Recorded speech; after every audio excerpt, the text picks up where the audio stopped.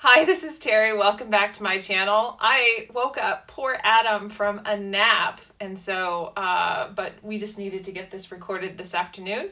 Ray has some plans with a friend, and today is a very special Ask Me Anything with Adam. So how are you feeling about this, Adam? Let's do it. I'm going back to sleep after this one. How late were you playing poker with your friends last night? No, we stopped at like 11:45. Oh, okay. Yeah. It was a nice night for that last night. Yeah. Some time with the boys. Okay, we're going to start with an easy one from, let's see, this is from Jessica up in Portland, Oregon. She wants to know who your 3 favorite philosophers are and why.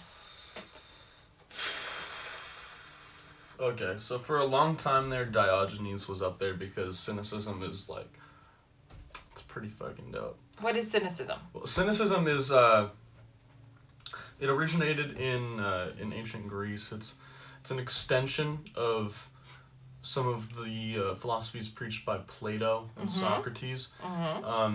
It's nothing matters, so every action that you perform has no weight in the universe. It seems like an angsty teen kind of appropriate philosophy.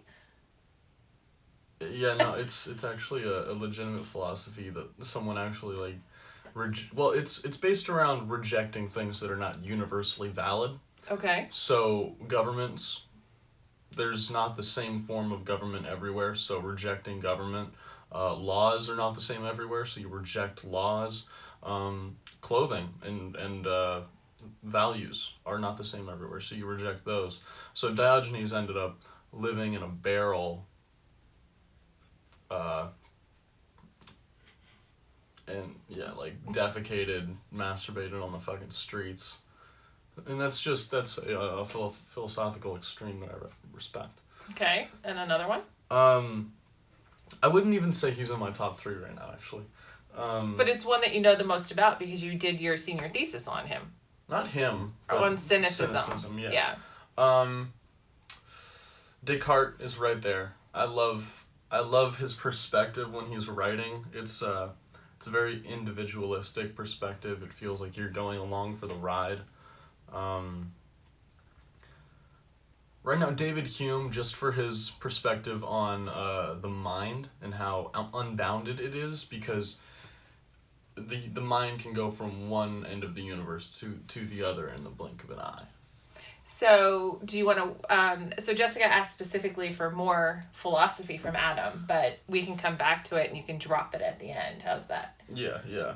And then, of course, Plato. Plato. Plato. Oh. Why?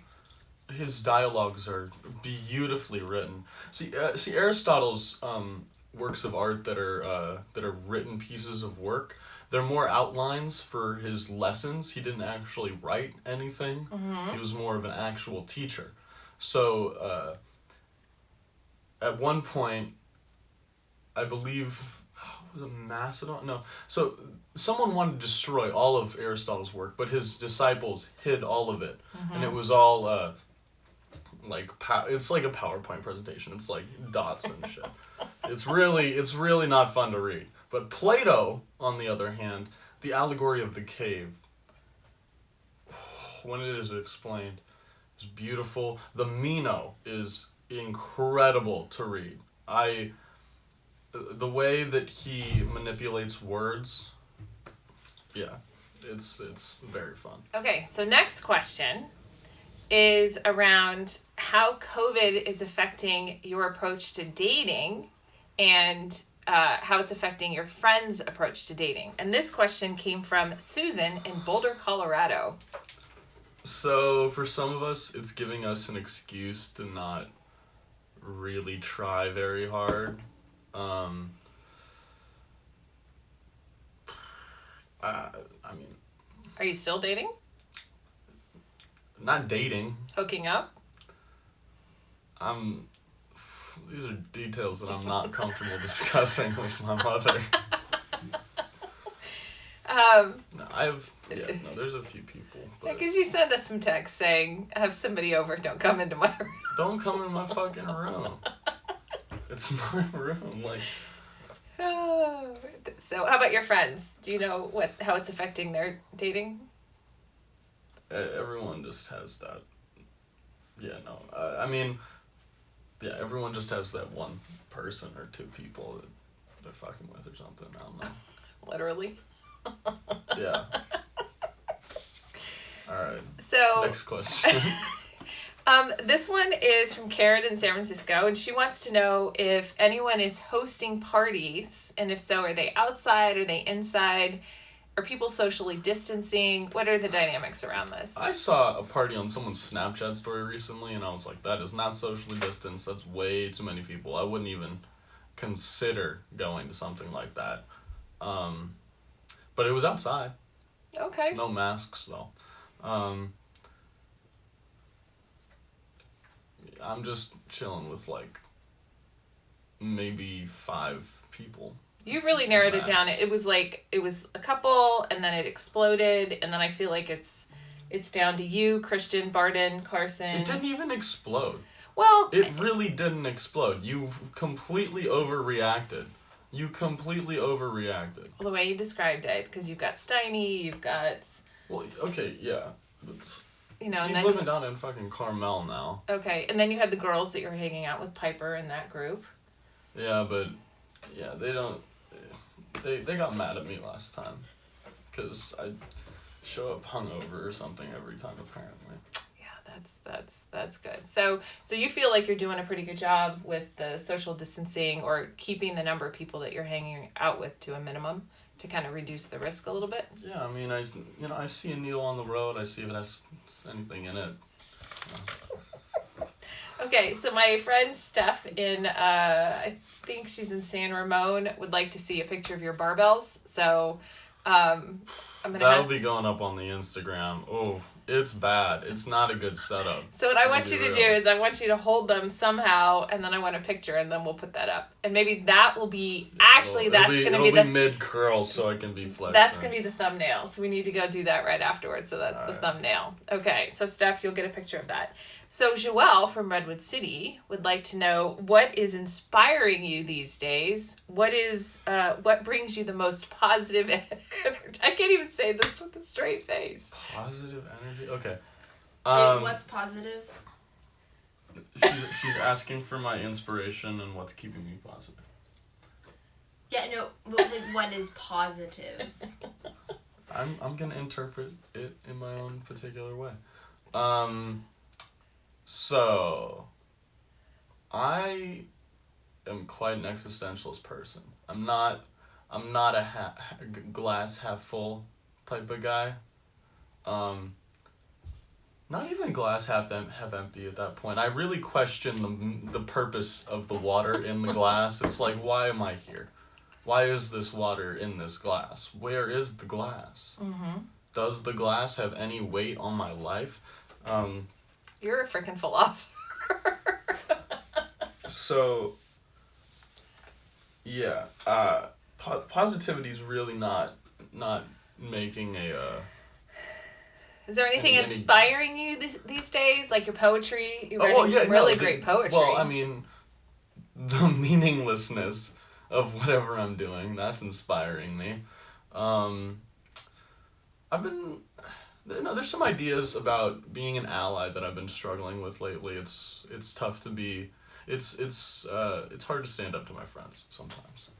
But so I've been writing a little bit about that. I'm proud of you for looking for ways to be an ally or an accomplice for women or Black people or brown people or the queer community. I just believe that everyone is literally the same. It's about how you act, not things you can't control. And individual freedom, numero uno on my personal manifesto. And whatever. That's for all individuals. Yeah. Yeah. No matter what. Yeah. So I'm really appreciating the exploration and you're already doing it and you're just not knowing that there are certain things. So I'm hoping that you're okay with me pointing out just like that is a perfect example of a way to be a great accomplice or a great ally. So I think you're moving in the right direction. I know it's hard with your friends though. to stand up to them and saying, stop being such a douchebag. I'm friends with a couple of jackasses who probably don't know. Or, like, I don't know, it's like, I watch a lot of comedy where it's, like, funny to be bigoted, but I understand that it's a joke. It's not, like, yeah, whatever. And a lot of other people watch a lot of the same stuff. And don't look, and just, it basically perpetuates and said this is okay behavior, rather than, ooh, maybe this is not really that great out there.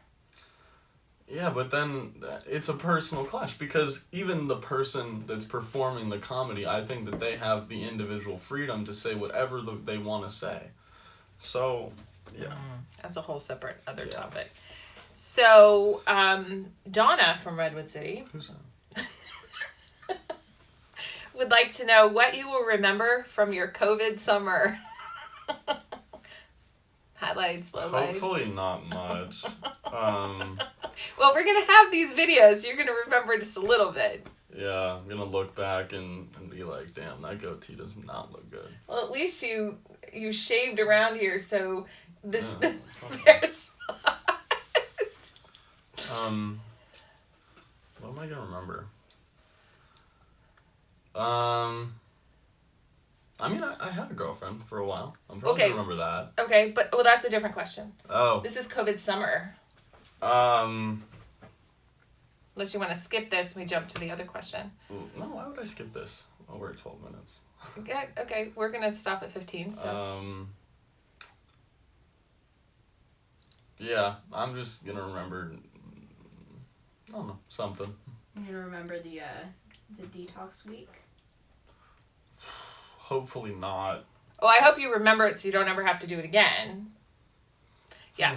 Okay, then this is a bigger... So what are you going to remember from your freshman year of college? Kind of highlights, lowlights? If you can be like, these are going to be the snapshots of what you remember all year. You want me to go through them? Yeah, go ahead. Alright. Waking Barton up before pledging and seeing him with a gash on the side of his head going in bed. That I will have that picture in my head for all eternity. The entirety of pledging, probably the dominating image of that for me is gonna be it's gonna be Dylan, and then I don't know, just drinking a lot, and then I became an antisocial person. Well, before that, so I don't want to gloss over Dylan, because Dylan dying was a pretty big... Yeah, no, that's probably gonna be... No, I kind of have things that are defining the semesters, right? Mm-hmm. Dylan, and then, I don't know, Sophia. That pretty much, like, crashed your semester. Yeah, no, like, I didn't want to hang out with people. I didn't want to do anything. I was kind of just... Yeah, those are symptoms of depression. Depression and grieving for the loss of a friend. Yeah. And also the loss of your social structure with your pledge class in your fraternity. That was hard. Okay, so moving on. Second semester,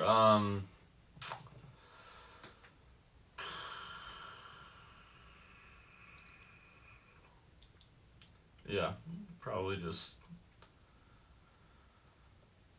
That was a very... COVID, maybe? That would be what I remember. When you talked about having Sophie as a girlfriend. Yeah, that and COVID. That's... Not bagging groceries at Key Market. Hopefully that gets erased from my memory as quickly as possible. So are you optimistic about next year? This next school year? Yeah, because it can't get much worse. Yeah, don't say that. Hey, I carry a white lighter in my pocket. Don't talk to me about bad juju. Okay, this might be a short question. Is like, are you going to miss anything when you're down in San Diego of being up here, about us, about your house, your bed?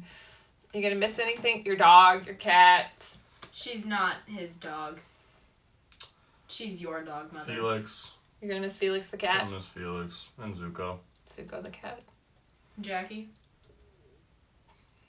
Adam does not like snakes. as I have said before, as soon as I watched Indiana Jones and the Raiders of the Lost Ark, I'm good. Okay, so drop some philosophy. You gonna move in for it? Huh? Keep it short. short. Yeah, Short. you gonna move in for it? Okay. Well, there was an idea from Plato, this is my favorite from him, where knowledge actually exists in the soul prior to birth. And that is all knowledge on all levels. It is perfect knowledge of everything. It exists in the soul. And then the soul is deposited inside of a human body, which is kind of like a jail, if you think about it like that.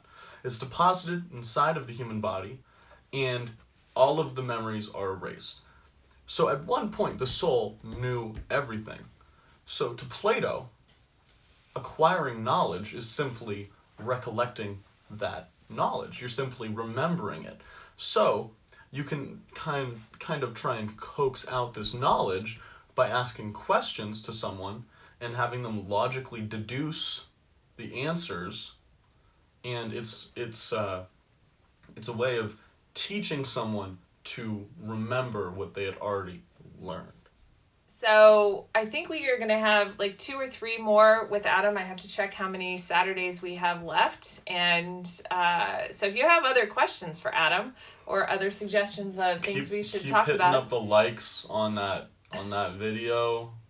We were at 36 last I checked, unless Barden had his brother and friends like it. Oh. So yeah, but it's tick, tick, tick. Anyway, thanks for watching. Thanks for subscribing. And as always, let go of perfection, take some risks, and above all else, have some fun. Experience ego death.